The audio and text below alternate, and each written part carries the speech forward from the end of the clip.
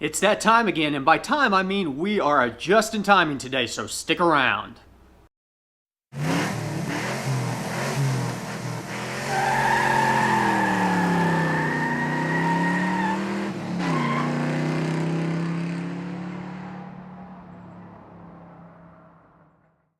Everybody, welcome back to the garage into video 5, I believe, of the tuning series. And I want to thank you for sticking in there, continuing to learn. I've had a lot of good comments, a lot of good questions. I appreciate all of the interaction from you guys. So right away, let me say, if you got any questions, hit up the comments down there. Make sure and subscribe. That way you don't miss out on any of it. And today we are talking about timing. So I'm going to quickly break down kind of my thought process on dialing timing in on these modern cars. It's a little bit different. I don't get too crazy. Honestly, I think that timing can really just be properly tuned on a dyno where you can see if you are making additional power or not. And so since we don't have access to that, kind of what we're going to do is we're going to do a modern version of the distributor timing bump that racers used to do back in the day on distributor driven cars, where they would actually adjust the timing, crank it up until they would start maxing it out, maybe seeing knock or something like that, and then dial it back a little bit. So we're going to do the same thing. We're going to be dealing specifically with the base timing maps, and we are going to be shifting the whole maps up until we start seeing some issues, and then we'll dial it back a couple degrees and just call it good from there. As I said, if you really want to capitalize on timing, you need to make adjustments where you can see the actual outcome of those adjustments, because there will be a peak where timing is best, and we'll kind of go over that but still be within the safe range where we're not getting engine knock or anything like that. So big thing is we'll set up a histogram. In fact, there's a histogram set up by default for knock retard. We'll use that. We're just going to go out, drive, and look for knock. If you've already hit up some of my previous videos, I'll go ahead and put a link in the corner to the initial one. And then there will be a link down in the description to the whole tuning series, the playlist as it were, so you can get into map tuning, speed density tuning. Before you do timing, you need to make sure your fueling is spot on and done. We take timing out before we do fueling because we don't want to have to deal with issues that could arise from the timing. Once we get the fueling side of it done, we're going to put all that back to normal, and then we'll adjust timing under normal driving circumstances. So there's not really anything that we need to set up on the editor side, but we might go in and dial the timing back a little bit, do some logs. I know right now I've got a safe timing map in there, so I'm going to start from that point, start advancing it about 2 degrees at a time, rip some logs out, see if I'm getting any knock, and if I am, that's whenever I'll say, okay, I've reached my cap, and then I'll take a couple degrees of timing back out. I'm telling you, this part is super simple. So before we jump over to the truck, we got to watch the disclaimer as usual, and then I'll meet you guys in the driver's seat. This video is intended for educational purposes only. Improper tuning can cause catastrophic mechanical damage, and you should do your own research before attempting any changes like this to a vehicle. Attempt custom tuning at your own risk. Okay, so there's a good chance that you may have to change your spark histogram. I've got the standard spark retard one pulled up. What we need to do is jump over to the editor, and if we go into engine advance, you should have a base advance table. This is your base spark table that is main spark versus air mass versus RPM. So we need to replicate this table since this is what we're tuning. So we have RPM, which is standard RPM, then we have air mass, which there's not a spark air mass in the scanner. There's cylinder air mass that we can use in this, but if your fueling's off, your VE tables are off, this thing won't necessarily line up. That's why it's imperative that your fueling be on already. But if you don't have this exact table, you need to make your histogram have these values. You know, it needs to match what you have in your table. So let's go ahead and we'll go into the spark RPM. Let's copy the column axis, copy the labels, and then we'll go back into our scanner. So we already have the spark retard graph. Let's go ahead and in fact we need to add cylinder air mass first because I know I'm not logging that yet. So there it is.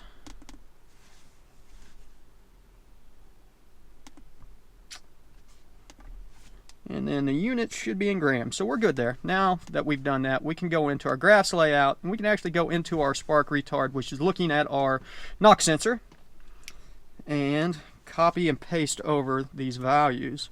So now we've got rows that match up to what we've got Let's also bump the sail hits up to 5 as usual. And then we will go over to the editor again and copy the rows. Row axis, copy labels. Then we'll come in here and we're going to change this over to cylinder air mass. If you can spell, there it is.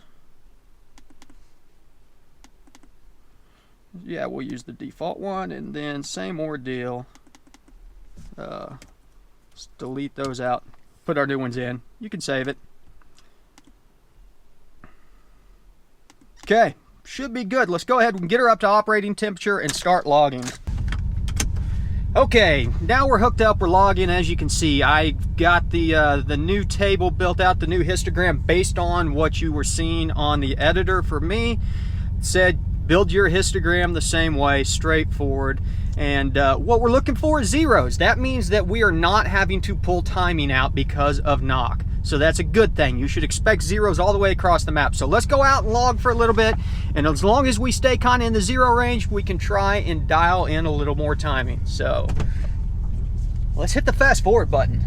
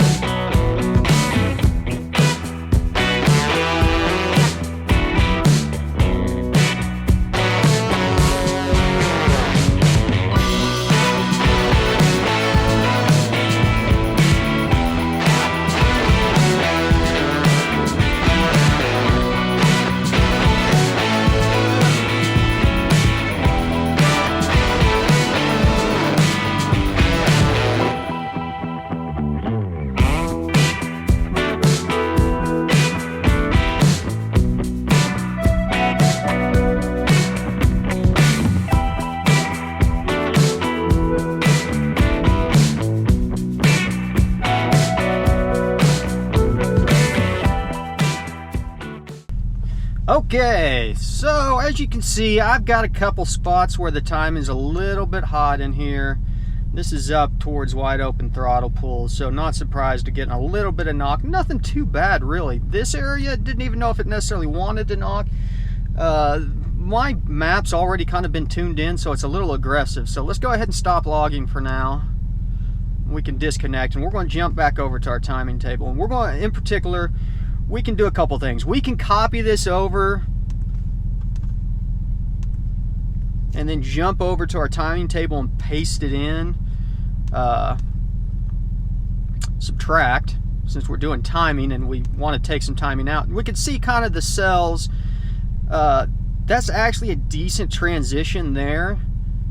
Kind of the same ordeal. Look how smooth that is. We had a 19 and a 13. 15 lands right between 19 and a 24. 20 lands right between 25 and 11. And that's actually probably pretty decent. These up here, that 12 might be questionable. So let's go ahead and let's make that a 13 for now. And then that 15 is probably not a bad idea. We may need to come down here and adjust a couple other cells to take a degree out. But you can see where we've got quite a bit of advance in this area right here. We can go ahead and try to add a little bit of timing. Let's add some in this range. We can do 2. Let's do 2 degrees through here. And let's add a degree kind of in this range. And we'll relog and see how that looks.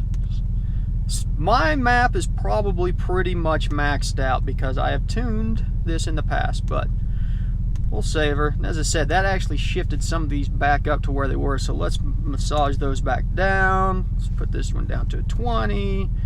We can put this one down to a 15. We'll put that one down to a 12. Leave that there.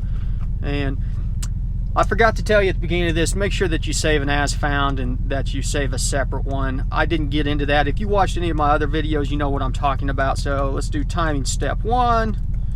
It's not as critical whenever we're doing timing adjustments because we're not having to go back and change things back at the end. But going to flash this one in, run inside to PetSmart here and grab some treats for my dogs, and then we'll come back out and rip out another log and see how our timing changes have changed things.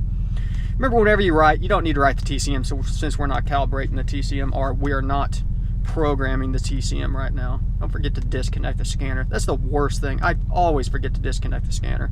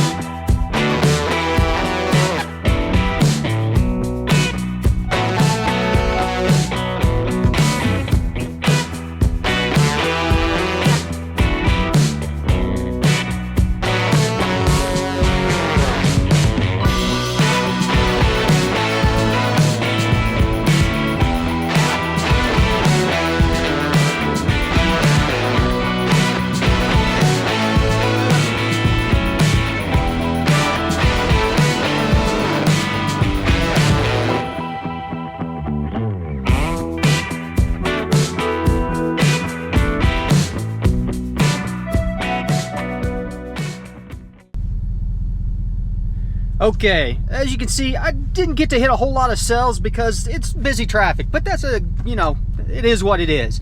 It's like my motto, ABT, always be tuning. So I just went to the pet store. Now I'm at the beer distributor. I'm picking up some beers. So whenever I get out and about, bring your tuning laptop with you, throw it on, do some tunes whenever you get a chance, make adjustments all the time. That's how you get the best drivability. But let's look at what we got. Down here in the low range, 3,000 RPM and below, and up to 68 air mass, all zeros. Let's go bump that up, man. So let's jump back over.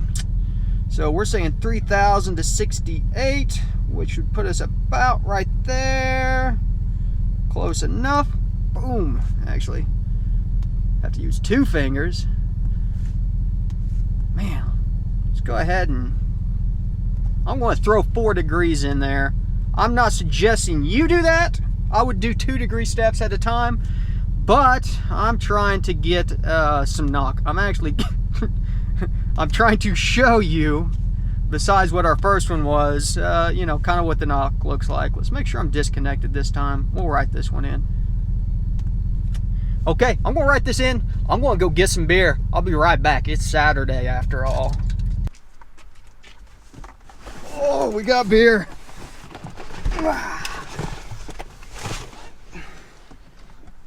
Shout out to Single Cut Brewery, man. The 18 watts, beautiful. And they've got a new one called Weird and Gilly, kind of a David Bowie shout out. Anxious to try that one, but for now, let's go rip another log. Let's go see what this, see what these tuning changes look like.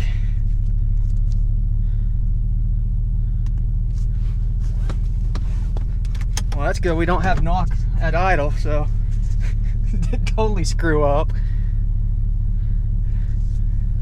It's a gorgeous day to be out doing something besides probably tuning, but honestly, on beautiful days like this, I want to tune.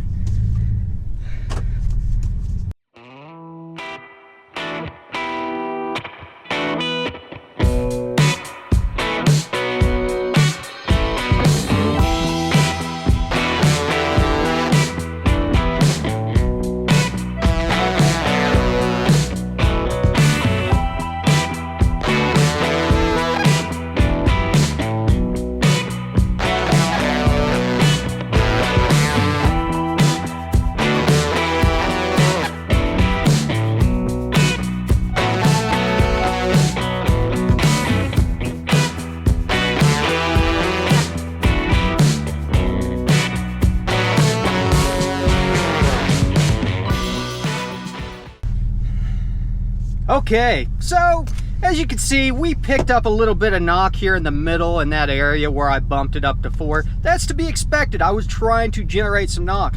We also had a spot kind of in the mid-range of a wide open throttle pull. As you can see, I got her up to almost 6,000 RPMs. We had a spot in the middle right there, about 3,200. That's what I would call a tip-in range, where it kind of has a little bit of knock. And the reason I can tell is it's a 0, but it's just very, very light pink, kind of like these zeros right here. That did register a 1 degree of retard, but it went away. That's why we use multiple cell hits. So it has to at least see an average of 1 degree of retard before it considers that a bad cell. These, yes, those are going to be bad cells. We're going to go back in and adjust that out. So let's just, to make it easy, we'll copy it. And we'll kind of disconnect here. Flip back over. Go back into our base table. And let's paste subtract. And you know, that kind of lines up. That all lines up. Look, 33, 31, 34, 28, 29, 34.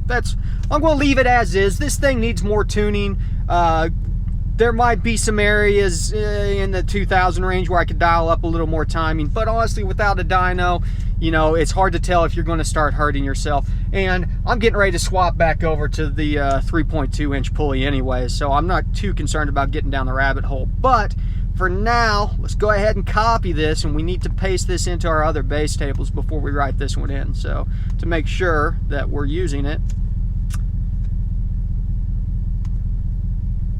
across the... I know what you're thinking. Man, that was easy. And you're right, that is easy. Let's be honest. Timing can be very, very complicated on modern cars whenever you're talking about coils as opposed to distributors and all the different things that can be adjusted. There's a lot more rabbit holes that we could dive into and look at it, but I kind of subscribe to the mentality of keep it simple, stupid, whenever it comes to timing, especially because we're not on a dyno. We are not maximizing our power based on timing. That's the proper way of doing it. We're just trying to get kind of the best range that we can operate in. We've made more power off of fuel tuning and things like that than we're probably ever going to pick up on timing unless we do get to the point. That being said, if you ever find yourself with some dyno time and you can make some rips, by all means, tune the timing out. I would start out by getting a baseline and then going in and taking 5 degrees out and seeing how your horsepower and torque respond to that. You know, you might be surprised to find that it goes up. And that being said, you know, that's just kind of what street tuning is all about. But, you know, it is what it is. So, as I said, hopefully this has been helpful along with all the other stuff. And once again, check back down in the description for the link to the rest of the tuning series. If you have any questions, hit up the comments. I will get back to you as soon as possible. Like, subscribe, throw me a thumbs down if you want to. But, you know, tell me what you didn't like about the video so I can get better at giving this information to you guys. And as I said, ABT, always be tuning. If you go out and get some groceries, data log.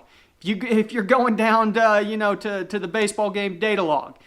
Make tuning adjustments. Dial everything in through the daily, you know, times that you're actually getting your vehicle out. Even if it's a vehicle like mine where it hardly ever goes out unless there's a specific reason. Whenever you do get a reason to go out, it's not a bad idea to throw a data log. In fact, I keep a Microsoft Surface Pro in the truck that has HP tuners on it that I have a stand that holds it up, and that's kind of my logging tool normally. If you've got a HP VI2 or a Pro that does data logging on the device itself, it never hurts to throw that thing on, set up your PIDs, and then you have the data, and you can create the histograms after the fact and load that data in and provide those results as long as you have all of the parameters already preloaded. So, hey, once again, thanks for stopping by the garage, and keep your eyes peeled for the next video because we're going to be doing some torque tuning here soon. I'll see you guys later.